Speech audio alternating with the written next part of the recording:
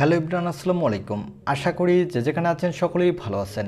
Motorola এবার মোটো G52 ফোনটির successor মোটো G52J ফোনটি অফিসিয়ালভাবে বাংলাদেশ এবং ইন্ডিয়ার মার্কেটে খুবই তাড়াতাড়ি লঞ্চ করতে যাচ্ছে। আর এই ফোনটি হতে যাচ্ছে একটি কম দামি দুর্দান্ত 5G ফোন এবং এই ফোনটিতে দেওয়া আছে সব দুর্দান্ত স্পেসিফিকেশন, কিন্তু সেই তুলনায় ফোনটির দাম রাখা হচ্ছে অনেকটা কম। আজকের ভিডিওতে আমরা এই দুর্দান্ত ফোনটি নিয়ে আপনাদের ফুল ডিটেল জানিয়ে দেব। এই ফোনটি কবে বাংলাদেশ এবং ইন্ডিয়ার মার্কেটে লঞ্চ হবে এবং এই ফোনটি বাংলাদেশ এবং ইন্ডিয়ার মার্কেটে কত দামে লঞ্চ হতে পারে। তো এই সকল বিষয়ে ফুল ডিটেল জানতে হলে আপনাকে বলবো সম্পূর্ণ ভিডিওটি কন্টিনিউ করার জন্য। বিশেষ করে যারা কম দামে একটি 5G ফোন কিনতে চান তারা অবশ্যই আজকের ভিডিওটি শেষ পর্যন্ত কন্টিনিউ করুন। চলুন আর কথা না বাড়িয়ে চলে যাই মূল ভিডিওতে। তবে মূল ভিডিওতে যাবার আগে আপনার কাছে ছোট্ট একটি রিকোয়েস্ট, আপনি যদি আমাদের চ্যানেলটি প্রথমবার ভিজিট করে থাকেন তাহলে প্লিজ আমাদের চ্যানেলটি সাবস্ক্রাইব করে পাশে থাকা বেল আইকনটি প্রেস করে রাখবেন। অলরেডি সাবস্ক্রাইব করে থাকলে থ্যাংক ইউ সো মাচ। প্রথমে আমরা এই ফোনটির লুক ও ডিজাইন নিয়ে কথা বলবো। এই ফোনটির লুক ও ডিজাইন নিয়ে কথা বলতে গেলে এই ফোনটির লুক ও ডিজাইন মোটো G52-র মতো প্রায় সেম, তাই এই ফোনটির লুক ও ডিজাইন নিয়ে কথা বলে সময় নষ্ট না করে এই ফোনটির ফুল স্পেসিফিকেশন নিয়ে আলোচনা করব।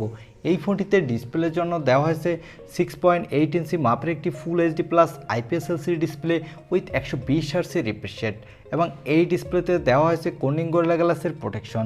তবে এখানে যদি একটি অ্যামোলেড ডিসপ্লে প্রোভাইড করতো মোটো, তাহলে এই ফোনটির display section one of the best একটি ডিসপ্লে হতো এই বাজেটের মধ্যে। তবে আমাদের এটাও মাথায় রাখতে হবে, যেহেতু এটি একটি লোয়ার বাজেটের 5G ফোন, তাই এখানে কস্ট কাটিংয়ের জন্য হয়তো বা মোটো IPS LCD ডিসপ্লে প্রোভাইড করেছে। তবে যারা গেমার আছেন তারা 120 হার্টজের রিফ্রেশ রেট থাকার কারণে গেমিংয়ের সময় স্মুথ পারফরমেন্স পেয়ে যাবেন। এবার আসা যাক এই ফোনটির ক্যামেরা সেটআপে। এই ফোনটির ব্যাক সাইডে দেওয়া হচ্ছে ট্রিপল ক্যামেরা সেটআপ, যার প্রাইমারি লেন্স হলো 50 মেগাপিক্সেলের, সাথে দেওয়া হচ্ছে একটি 8 মেগাপিক্সেলের আলট্রা ওয়াইড অ্যাঙ্গেল লেন্স এবং সর্বশেষ দেওয়া হচ্ছে 2 মেগাপিক্সেলের একটি ডেপথ সেন্সর। এই ফোনটির ব্যাক সাইডে ক্যামেরা দিয়ে আপনি 4K পর্যন্ত ভিডিও রেকর্ড করতে পারবেন, সাথে মোটামুটি মানে ফটোগ্রাফি করতে পারবেন। তবে এখানে 2 মেগাপিক্সেলের ডেপথ সেন্সরের পরিবর্তে যদি 5 মেগাপিক্সেলের ডেপথ সেন্সর প্রোভাইড করতো মোটো, তাহলে এই ফোনটির ক্যামেরা সেকশন আরেকটু বেটার হতো। এখানে দেওয়া হচ্ছে একটি 13 মেগাপিক্সেলের সেলফি ক্যামেরা।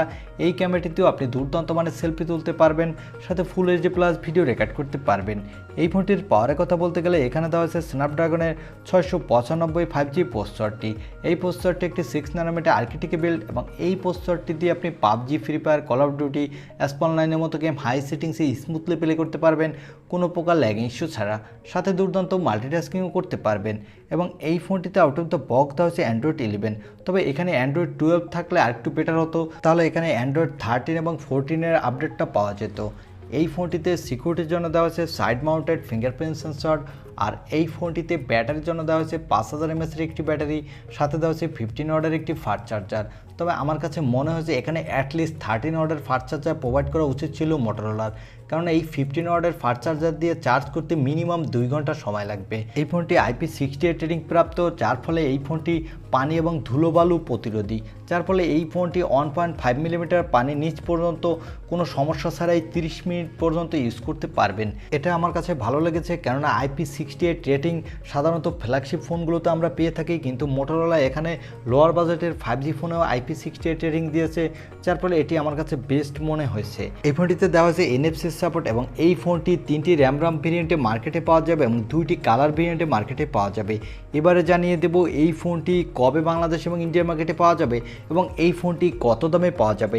এই ফোনটির বেস ভেরিয়েন্ট অর্থাৎ 4128GB ভেরিয়েন্টটি ইন্ডিয়ান মার্কেটের দাম হবে 15 থেকে 16,000 রুপির মধ্যে, এবং বাংলাদেশে আসলে সেক্ষেত্রে এই ফোনটির বেস ভেরিয়েন্টের দাম অনেকটা বেড়ে যায়, সেক্ষেত্রে 21-22 হাজার টাকার মধ্যে পাওয়া যাবে।